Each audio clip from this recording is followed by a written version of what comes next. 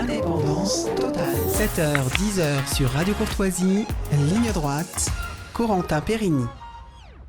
Gardez-vous des faux prophètes, ils viennent à vous en vêtements de brebis, mais au-dedans, ce sont des loups ravisseurs, nous prévenait déjà saint Matthieu dans les évangiles. Alors l'Église de France a connu plusieurs faux prophètes, dont les frères Philippe et le laïc consacré Jean Vanier, fondateur de l'Arche. Canonisés de leur vivant, on découvre à leur mort leur face cachée. Ils sont accusés d'abus spirituels et sexuels sur plusieurs de leurs proches. Alors le père Thomas Philippe parle même d'extase mystico-sexuelle. Jacques Maritain, dès les années 50, en évoquant le cas de Marie-Dominique Philippe, parle d'un cas extraordinaire de schizophrénie. Un vin trop riche avec une sincère soif de sainteté dans une autre à double fond dont la pourriture fait tout tourner en perversion. Comment ces abus ont-ils pu être possibles ? Qu'est-ce que ces affaires nous enseignent-elles ? Pour en parler ce matin, nous sommes avec Fabrice Adjadj. Bonjour Fabrice Adjadj. Bonjour Corentin. Alors vous êtes philosophe, directeur de l'Institut Philanthropos à Fribourg en Suisse, et puis vous êtes auteur de ce livre, Des loups déguisés en agneaux et même en bergers aux éditions du Cerf. Alors c'est évidemment un sujet sensible au sein du monde catholique. Il y a une partie de l'Église qui souhaite cacher ou en tout cas ne pas donner de l'écho à ce genre d'affaires parce qu'évidemment ça entache l'image de l'institution. Et d'un autre côté, une partie de l'Église, une partie du monde médiatique souhaite tout exposer pour que la vérité soit faite, mais aussi un petit peu pour se payer l'Église. Alors vous ne vous situez ni dans l'un ni dans l'autre dans ce livre. Alors pourquoi vous avez voulu aborder ce sujet des abus spirituels et sexuels dans l'Église et particulièrement avec les cas donc, des frères Philippe et de Jean Vanier ? Alors c'est pas moi qui ai voulu aborder ce sujet, je dois dire. Ce sont des sujets au fond qui m'intéressent peu. Je préfère parler de la lumière, même si la lumière d'ailleurs produit beaucoup d'ombre, hein, mais plutôt que d'aller chercher. Je veux pas être comme ce qu'on appelle un fouille-merde, hein, vous voyez. Bon, c'est pas ça. Donc c'est plutôt ce sujet qui m'a abordé de deux manières. La première, c'est que j'ai découvert le livre de Tanguy Cavallin, L'Affaire. L'ordre dominicain, le sous-titre c'est l'ordre dominicain face au scandale des frères Philippe. Et puis j'ai lu aussi le rapport qui avait été fait par l'Arche, enfin partiellement, sur Jean Vanier, parce que je trouvais ces cas énigmatiques. Et puis j'ai découvert, au fond, que c'était passionnant. C'est-à-dire que c'est en moi, c'est d'abord le dramaturge, le romancier qui a été saisi. Et je me suis dit, la colline inspirée de Maurice Barrès, c'est pas grand-chose à côté de cette histoire. Donc j'ai été, pris par l'histoire, et je dois l'avouer. D'ailleurs, pour m'accuser moi-même, que c'est d'abord une approche, disons, dramatique, je vais pas dire esthétique, plutôt qu'une approche éthique. Voilà, bon, c'est la première chose. Et j'ai été comme saisi, j'ai rencontré Tanguy Cavallin. Je l'ai même fait venir à Fribourg parce que le frère Marie-Dominique Philippe avait enseigné un certain temps à Fribourg pendant de nombreuses années. Donc voilà, j'ai organisé quelque chose à l'université de Fribourg autour de cette. C'est comme ça que mon texte s'est élaboré. Et puis la deuxième chose, c'est qu'il y avait une approche journalistique. Avec Tanguy Cavallin, il y avait une approche historique et sociologique, je dirais, assez fouillée. Et puis, de l'autre côté, il y avait les hagiographes ou les thuriféraires, vous voyez, qui étaient là. Et donc, je me suis rendu compte qu'il y avait deux approches. L'une journalistique, où l'on n'est que dans le factuel, et à la fin, nous sommes renvoyés à une position de spectateur désabusé, hein, vis-à-vis des abus. Et de l'autre côté, il y avait une lecture que j'appelle hagiographique, où le but n'est pas le factuel, mais l'édification du chrétien, vous voyez, avec une dose, on pourrait dire, de com et de marketing, pour dire, regardez comme c'est merveilleux, l'Église, nous avons des grands saints, nous avons là, où on canonise des gens de leur vivant, comme vous l'avez dit, ce que n'a jamais fait l'Église. Et donc, dans cette lecture-là, quand on voit un saint qui tombe, quand on voit la chute du grand homme, on se dit, c'est pas possible. Et alors, on a deux attitudes. Soit on est dans le déni, soit on est dans le lynchage. Ah oui, mais en fait, c'était une ordure dès le départ. Voilà, et on n'arrive pas à entrer dans une vraie lecture que j'appelle dramatique ou biblique. Donc, ce qui s'est passé, c'est que non seulement j'ai été rattrapé par des circonstances pour cette histoire, et de l'autre côté, il y avait une sorte de vide où on voyait soit cette vision journalistique donc distante et froide, soit une sorte de sidération qui faisait qu'on n'arrivait plus à penser. Et je me suis dit, tiens, il y a un vide, il faut qu'on pense vraiment, il faut qu'on passe de la sidération à la considération et qu'on essaye d'évaluer qu'est-ce que cette histoire veut nous dire, et même au premier chef veut me dire, et qu'est-ce que ça nous dit aussi sur le christianisme. Qu'est-ce que le christianisme? Qu'est-ce que c'est que ce christianisme qui laisse pousser ensemble bon grain et l'ivraie, voilà, c'est des questions de ce genre qu'il faut essayer d'aborder. Donc Et, j'essaye d'aller en profondeur. et évidemment, on va aborder ces sujets, mais d'abord, je voulais revenir sur les accusations donc, d'abus spirituels. Qu'est-ce que ça veut dire abus spirituel? Alors, abus sexuel, malheureusement, on connaît, mais de quoi sont véritablement accusés les frères Philippe et donc Jean Vanier? Vous parlez de la doctrine de l'enfance spirituelle. Qu'est-ce que c'est que cette doctrine de l'enfance spirituelle? Oui, alors il faut d'abord partir des faits avant de proposer une interprétation. De fait, dans ce livre, je ne me suis pas intéressé à des cas de pédophilie qui relèvent d'une ignominie évidente, voyez.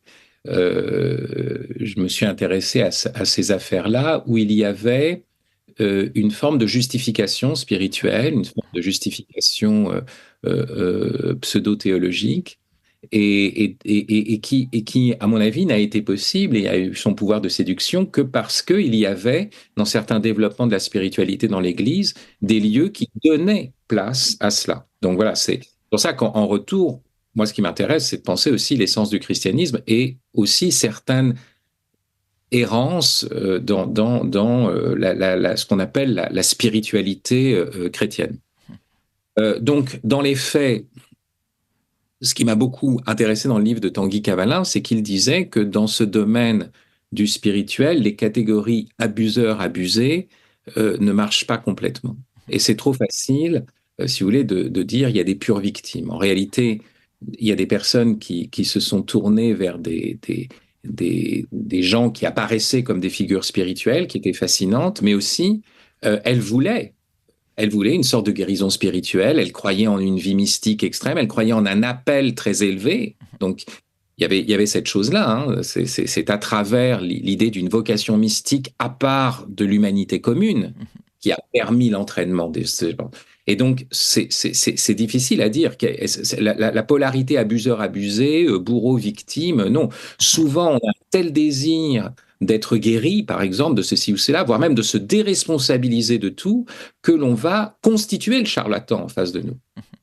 Et alors, tout cela, non pas pour minimiser la faute des frères Philippe et de Jean Vanier, mais de bien comprendre aussi que c'est trop facile d'être dans la catégorie abuseur-abusé, dominant-dominé, ou aussi homme-femme, puisque des femmes sont aussi impliquées, notamment une des sœurs Philippe. Donc, ce qui se joue ici, c'est qu'à un moment donné, le frère Thomas Philippe, vous avez fait une citation de Maritain au début, mais elle concerne Thomas Philippe et non pas Marie-Dominique Thomas Philippe. oui. Oui. Ce qui n'est pas tout à fait la même chose. Mais le frère, le plus jeune, effectivement, est entré dans les pas de son frère plus âgé. Donc Thomas Philippe, qui est, on pourrait dire, la figure de proue d'une sorte de reconquista thomiste orthodoxe dans la province de France des Dominicains, va avoir, alors qu'il est professeur à l'Angelicum à Rome, donc la grande université dominicaine romaine, des expériences mystiques, raconte-t-il. Il le racontera au Saint-Office, puisqu'il y aura un procès, etc., dans les années 50. Mais il raconte qu'en 1938, il a eu une expérience mystique où la Sainte Vierge lui est apparue et où elle lui a donné une grâce particulière qu'il appelle grâce obscure, parce qu'il n'arrive pas à la comprendre, cette grâce, et où on pourrait dire le plaisir ou l'élévation spirituelle s'est assortie d'une jouissance génitale. Il dit vraiment, ça rayonne dans ses parties génitales, etc. Et à partir de là, va se constituer une sorte de doctrine très étrange, mais où on va expliquer que on pourrait retrouver une forme de sexualité d'avant le péché originel. Généralement, donc c'est sans pénétration, bien sûr, parce qu'il ne faudrait pas que les religieux aient des enfants, ça poserait un problème.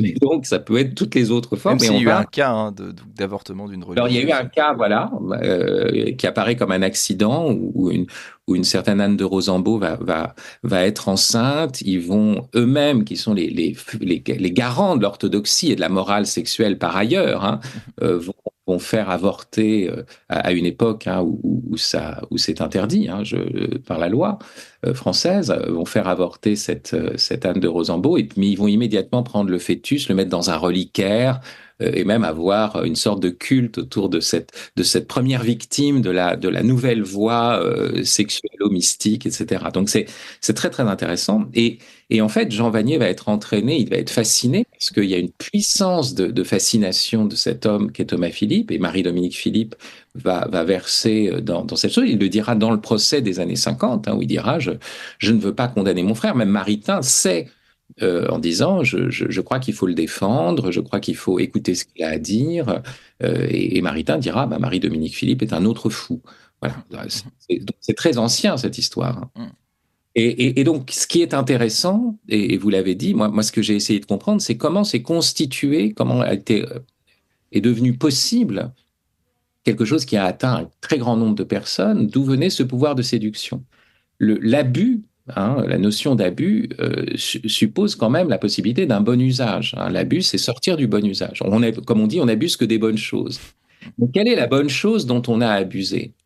Et ce qui m'est apparu très fort, et ce qui est la singularité de ces abus, c'est qu'elles viennent pas justement d'en haut par des mecs qui. C'est une violence très particulière. C'est pas la violence du viol. C'est pas une violence physique. C'est au contraire au nom d'une spiritualité de la faiblesse, une spiritualité des tout petits, une spiritualité de l'esprit d'enfance qui, à partir de Thérèse de Lisieux, va envahir toute l'Église.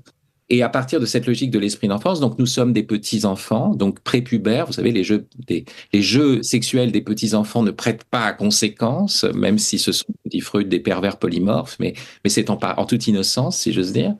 Et puis, de l'autre côté, l'enfance comme le lieu d'une mystique sans discernement rationnel, donc on est en deçà de la morale, mais on prétend qu'on est au-dessus de la morale, hein, et donc une déresponsabilisation. Le fait que, et alors de l'autre côté, il va y avoir l'idée que c'est l'Esprit Saint qui fait ceci, qui fait cela dans ma vie, un Esprit Saint qui, au lieu d'être celui qui vient renforcer mes facultés spirituelles et donc ma volonté, mon intelligence, et qui fait que plus il y a l'Esprit Saint dans ma vie, plus ma vie, d'une certaine façon, devient problématique, si j'ose dire, puisqu'elle m'engage à réfléchir, à faire des choix, à être un vrai fils mûr. Et c'est ce qui s'est passé, cette substitution de l'esprit d'enfance à l'esprit filial. L'esprit filial est très fort hein, dans la... Mais est-ce qu'un fils, c'est forcément un infans, quelqu'un qui ne parle pas, qui ne discerne pas, qui est sous tutelle. Voilà. Et voilà, c'est cette logique-là, cette mise sous tutelle généralisée qu'on a confondue avec une spiritualité très très haute. Et qui ne sont pas, donc, parce que donc, évidemment tout catholique doit être fils de Dieu, mais là donc, le problème c'est qu'ils étaient fils spirituels d'hommes qui évidemment donc, étaient faillibles. Et vous le dites aussi, c'est ici que la doctrine de l'enfance spirituelle peut entrer en parfaite consonance avec le monde technocratique. Tout vous est tout de suite apporté, tout cuit dans le gosier. Donc ça évidemment c'est un de vos grands thèmes, le monde technocratique, qui remplace aussi la véritable paternité. Vous l'avez dit, vous faites vous la différence entre la paternité et le paternalisme, c'est-à-dire le paternalisme donc, qui essaye évidemment de garder sous tutelle ses enfants. Alors oui, ça vous avez raison, et puis entre le père et l'ex-père, hein, voilà, ça c'est sûr. Mais là, c'est autre chose, c'est un domaine que j'ai essayé d'explorer profondément, un peu à la suite d'ailleurs de Heidegger et d'autres auteurs très importants pour moi, Bernanos, et puis un grand romancier catholique américain qu'on ne connaît pas assez en France et qui pour moi est un des plus grands génies de la littérature, qui s'appelle Walker Percy, notamment à travers son roman Le syndrome de Thanatos, ce que j'ai appelé le dispositif techno-compassionnel. Ce que j'essaye de montrer, c'est la rencontre de cet esprit d'enfance avec effectivement ce qui a l'air d'être l'opposé de l'enfance, c'est-à-dire le dispositif technocratique ou dispositif technologique. La rencontre entre la compassion et l'appareillage techno-capitaliste que nous vivons tous. Alors, comment est-ce que c'est possible? Vous l'avez laissé entendre, il y a la même logique de déresponsabilisation. Au fond, se confier à l'Esprit Saint, se confier à des algorithmes, c'est un peu la même chose. Je n'ai plus à discerner. Il va y avoir un dispositif ou un être supérieur qui va me donner la solution optimale à tous mes problèmes. Bon, donc, il y a une analogie très forte. Mais il y a encore autre chose qui moi, m'a beaucoup intéressé et qu'on voit à tous les niveaux, que vous voyez vous-même au niveau politique, dans les informations, la manière d'enflammer comme ça des gens et de les faire sortir dans la rue sur des sujets sur lesquels ils n'ont aucune connaissance. Vous voyez, moi, je connais ici des groupes wokistes, vous voyez, en Suisse, hein, imaginez, hein, qui écrivent sur les murs génocide à Gaza, Israël égale fascisme égale nazi. Alors, on se dit, mais attendez, mais qu'est-ce qui se passe? En fait, quand vous voyez ça, c'est quoi? Donc des pros, trans, machin, qui défendent le Hamas. Je porte aucun jugement de valeur ici, mais vous voyez bien qu'il y a là quand même un accouplement étrange. Et en fait, c'est lié à ce dispositif techno-compassionnel. Hein, c'est la compassion, en fait, c'est que j'ai tourné un bouton, et en tournant le bouton, j'ai vu quoi? Affluer une série d'images, d'horreur, etc. C'est pas la compassion concrète, c'est pas celle où je peux agir. Je vois des choses et je dis oh, c'est monstrueux et je verse mes larmes et je me mets automatiquement du côté des victimes, bien sûr, et du côté aussi du sauveur. Et alors, ce que c'est arrivé en tournant un bouton, je cherche le bouton qui me permettrait d'éliminer tout truc. Donc, vous voyez, donc, il suffit d'appuyer sur un bouton pour régler le conflit israélo-palestinien. Enfin, les gars, comment ça se fait? Vous n'avez pas compris. Il suffit de désarmer, il suffit de... Et ouais, c'est un bouton. Et c'est ça qui va produire, en fait, au nom de cette compassion immédiate, de cette compassion qui cherche des solutions finales. Voilà, c'est ça. Oh là là, c'est terrible. On pourrait imaginer ce qu'a été l'Allemagne après 1929 et des gens qui se disent, mais regardez comment on a écrasé l'Allemagne, c'est terrible, il faut trouver une solution. La solution, on appuie sur un bouton, c'est Adolf Hitler. Et donc, vous voyez, et d'ailleurs, quand je dis ça, c'est pas, il y avait un aspect de miséricorde, hein, de compassion dans la logique du nazisme. C'est ce que montre Walter Percy, ce qui a été montré par Hannah Arendt, le premier plan d'élimination des handicapés mentaux, etc. Il s'agissait d'infliger une mort miséricordieuse. La notion de solution finale dit à la fois la logique technocratique, on a trouvé la solution à tous vos problèmes d'un coup, et de l'autre côté, le fait que on peut le faire par amour de l'humanité, parce qu'on va enfin avoir une humanité saine, performante, où il n'y aura plus de drame, plus de problèmes. Voilà. Et moi, ce que j'affirme, je dis la solution, non, il n'y en a pas, mais la réponse à ce qui se passe, c'est de dire la vie est dramatique et tu n'échapperas pas, toi, Corentin, à ta responsabilité, à ton discernement. Il n'y aura pas de solution toute cuite. Voilà. Non, parce que tu es un homme, parce que tu es un fils et que tu dois répondre de ta propre vie. Et parce que donc la finalité, c'est cette pureté. Parce que ce que vous dites, c'est qu'il y a un triple écrasement individuel, social, historique du mystique sur l'affectif. En détruisant la partie centrale, la plus humaine, cause néanmoins au dehors une impression de pureté.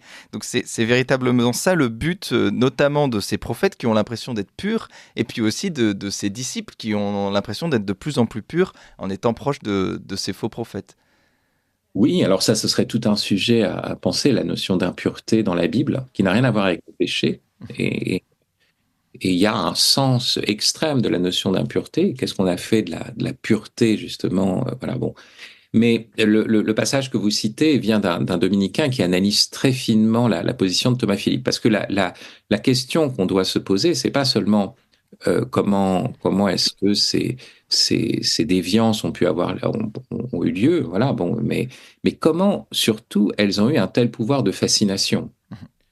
Parce que ce sont des hommes qui ont, je veux dire, Thomas Philippe produit l'eau vive, hein, oui, qui est un premier lieu incroyable en fait de fécondité. Donc il y a des gens viennent, des gens sont transformés, puis après il va y avoir la communauté Saint-Jean, il va y avoir l'Arche chez Jean Vanier. Et donc ça, c'est un problème qu'on va sans doute aborder un peu par la suite. La question de la fécondité quand même réelle aussi à travers ces personnes-là. Mais la question qui se pose, c'est un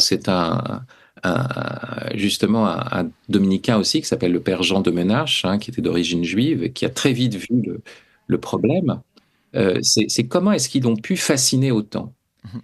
Et il dit, c'est justement parce que n'existe pas chez eux la zone intermédiaire qui est celle du discernement, du tâtonnement, il y a chez eux une sorte de vie mystique où tout est clair, tout est limpide, on est du côté de Dieu. Et puis, il y a une vie affective qui reste à l'état immature. Et c'est cette sorte de télescopage de l'un et de l'autre qui va produire ces figures. Mais dans l'entre-deux, il n'y a pas le pauvre bonhomme qui vous dit ah bah moi j'en sais rien, je comprends pas. Il n'y a pas le prêtre qui doit organiser la tombola de la paroisse. On est tout de suite dans les frères, vous voyez. Il n'y a pas le prêtre qui va faire le pèlerinage d'été avec les jeunes. C'est pas possible. Vous voyez. Donc en réalité, non, le monde de la plus haute mystique, la haute mystique, n'abolit pas toutes les zones intermédiaires, toutes les zones de tâtonnement. Le mystère chrétien, c'est justement que plus c'est divin, plus c'est humain, et donc aussi que, voilà, et justement, on cherche, on a besoin d'aide, et on n'est jamais sur une sorte de petit nuage où tout est clair et où on va libérer tout le monde. Non, nous aussi, on a besoin à chaque fois d'être libérés. Il n'y a pas de... Je veux dire, la sainteté, c'est d'abord celle du Christ, et nous sommes des pécheurs qui témoignons d'une sainteté qui n'est pas la nôtre. Et on va revenir sur ces faux prophètes avec vous, Fabrice Adjad. Je rappelle le titre de votre livre, Des loups déguisés en agneaux aux éditions du Cerf. C'est l'heure du bulletin d'actualité. Il est 9h de Liselotte Dutreuil, puis on revient vers vous. Ligne droite. Très haut, il y a une place pour nos idées. Vue de haut.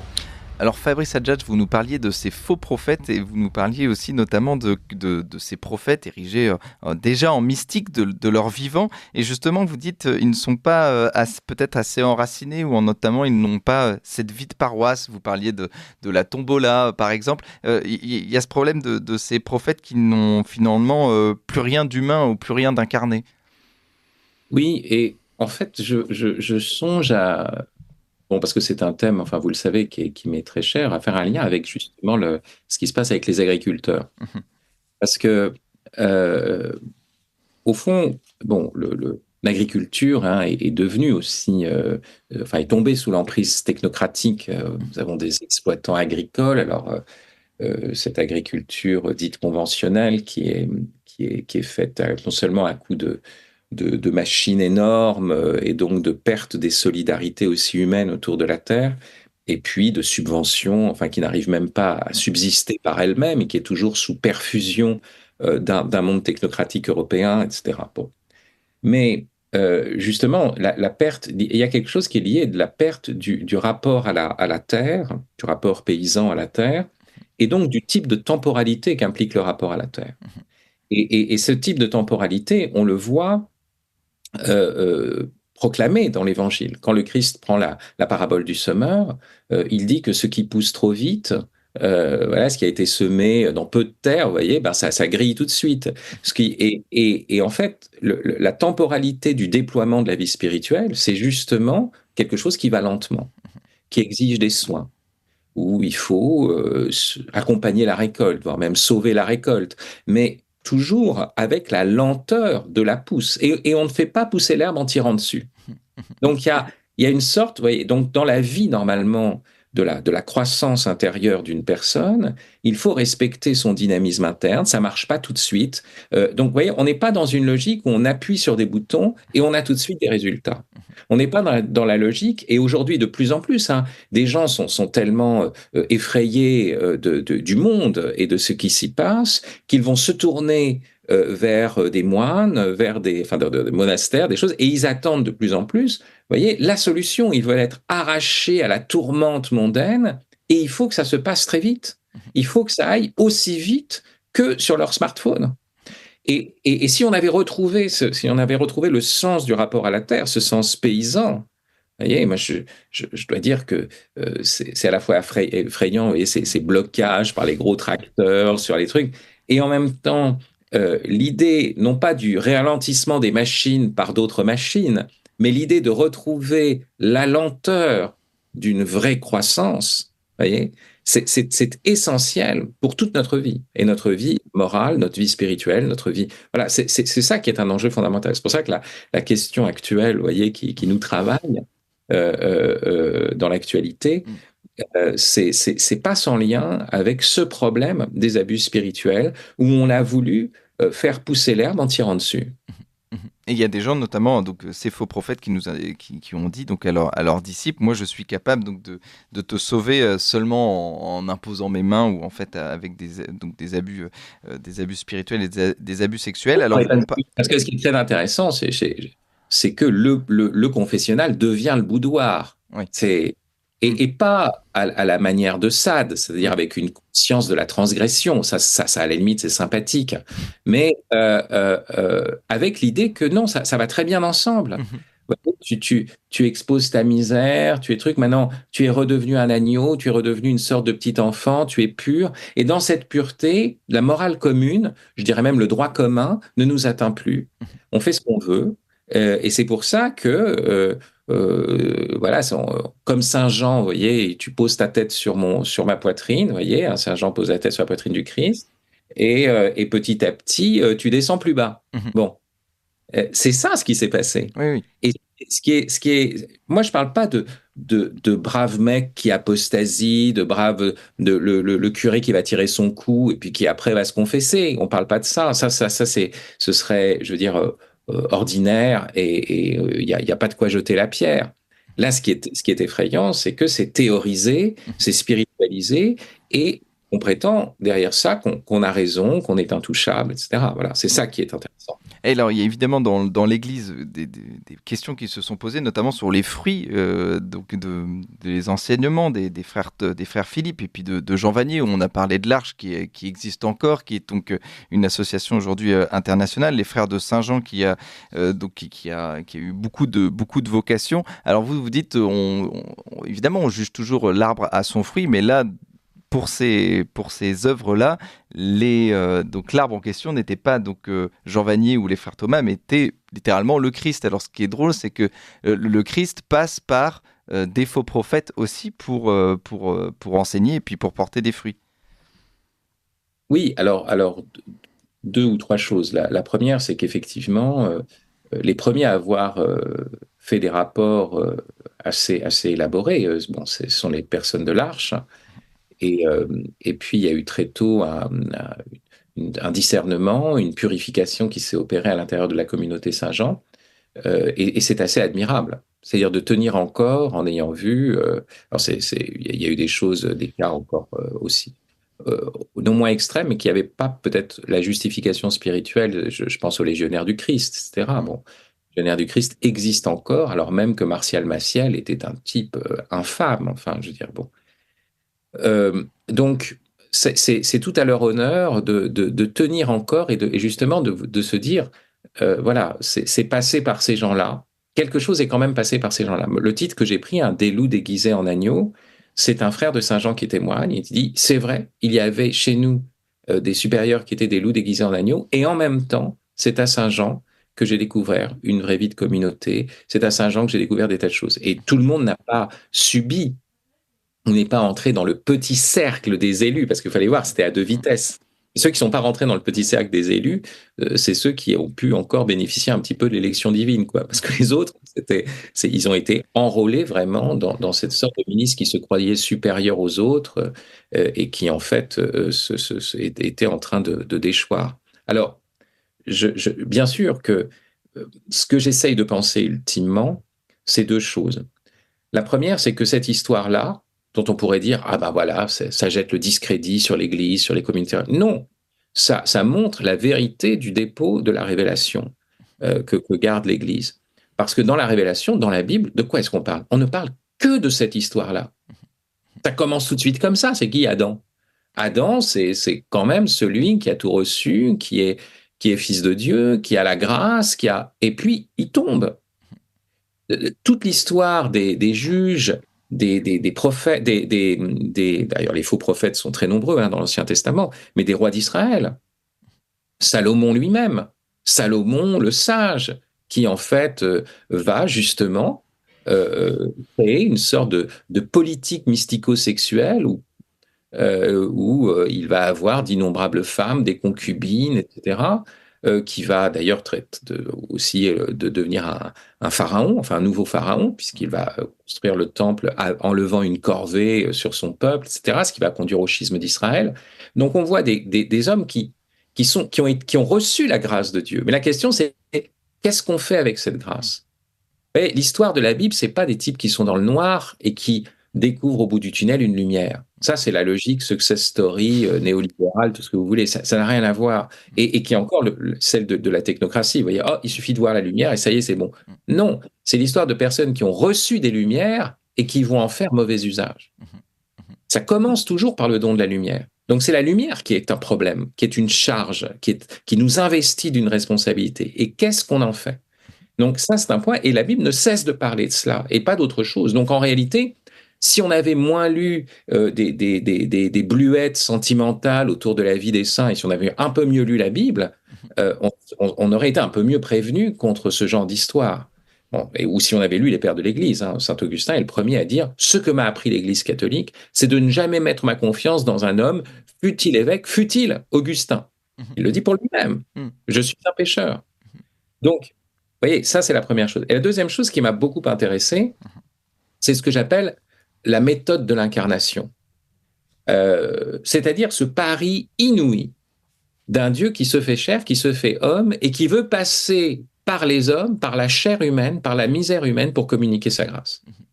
C'est-à-dire par des canaux qui sont toujours tortueux et rouillés. Les premières évangélisations, elles n'ont pas été faites par des grands saints. Les saints sont venus, voilà, par la suite, etc. Et je parle par exemple de l'évangélisation du Mexique, qui va passer par qui? Par Hernán Cortés. Bon, Cortés et les conquistadors qui réalisent quand même ce prodige de conquérir un pays avec des millions, donc des centaines de milliers d'habitants, et ils sont une toute petite poignée d'hommes, mais qui sont vraiment aussi des soldats, voire des soudards. Ouais. Mais ils faisaient ça pour le compte d'eux, et tout était mélangé, et donc il y avait des prêtres avec eux, il y avait des traducteurs, ils faisaient des sermons, ils baptisaient les gens. Il les arrachait bien sûr à la violence des sacrifices humains de Moctezuma, mais c'était pour les exploiter parfois, voilà, de manière aussi violente. Enfin, je dirais pas forcément aussi violente, d'une autre violence qui est plus blâmable parce qu'on est dans la lumière de l'Évangile. Et dans cette lumière-là, c'est plus grave d'exploiter les gens. Mais en même temps, qui leur montrait, voilà, par la force des choses. Et parmi ces gens-là, ben voilà, il y a des gens qui vont être des vrais convertis. Il va y avoir Saint Juan Diego, par exemple, qui est un nahuatl, enfin qui vient d'une tribu aussi et indienne et qui va avoir des vraies conversions. Il va y avoir des saints. Mais donc, vous voyez, le fait que ça passe par des canaux tortueux et rouillés, par des gens qui peuvent même ne rien retenir de la lumière qui va passer à travers eux. Le cas que je prends, qui est pour moi emblématique, qui est raconté par Racine dans son abrégé de l'histoire de Port-Royal, c'est un capucin qui vient prêcher à Port-Royal. La mère Angélique Arnaud est toute jeune, elle est déjà mère abbesse, elle doit avoir 19 ans, c'est bon, comment c'était à l'époque. Et c'était, disons, le Port-Royal, c'était un truc un peu mondain, un peu, voilà, on imagine les familles aristocratiques qui mettaient leurs enfants là, ceux dont on ne pouvait pas marier ou qui n'avaient pas, on ne pouvait pas trop les doter, donc voilà, qu'est-ce qu'on fait? Ben, on les met voilà, religieux, au couvent, etc. Et ce capucin est là, il a déjà décidé de défroquer, il a déjà décidé, mais comme il faut qu'il mange et qu'il s'arrête à un endroit parce qu'il n'a pas l'argent, donc il s'arrête à Port-Royal et il va faire une prédication. Et sur quoi il va prêcher? Sur la règle de Saint-Benoît. Bah, il se trouve que ce qu'il va dire sur la règle de Saint-Benoît va bouleverser Angélique Arnaud et elle va avoir une conversion très... Et lui, il a été le canal.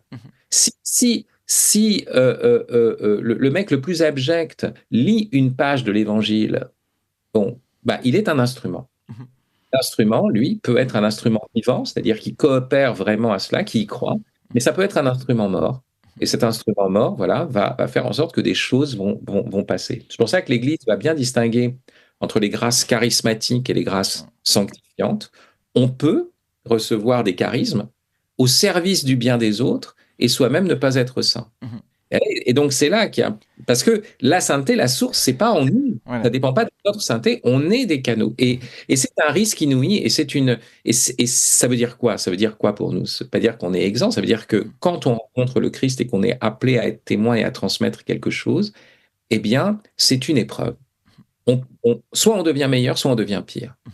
Voilà, et c'est une responsabilité. Nous avons à charge de témoigner. Mais si nous témoignons en continuant à faire des turpitudes, voire les mêmes qu'avant, nous devenons pires.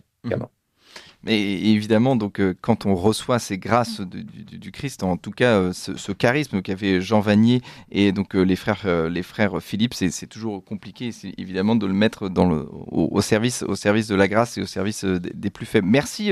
Merci. Mais c'est même, on peut même être vraiment. Ce sont des vraies grâces, on les a portées, puis d'un coup, on tombe dans le feuille. Voilà, parce que c'est élevé et on tombe de plus haut. Voilà, exactement. Et on pense évidemment que c'est nous, l'arbre, qui porte tous ces fruits, alors que le seul arbre, c'est le Christ, on le rappelle. Merci Fabrice Adjadj pour ces éclaircissements. Je rappelle le titre de votre livre, Des loups déguisés en agneaux et même en bergers, aux éditions du Cerf. On continuera évidemment à suivre ça avec vous, ces abus sexuels et ces abus sexuels et spirituels dans l'Église qui malheureusement n'ont pas fini de faire parler d'eux. Merci à vous.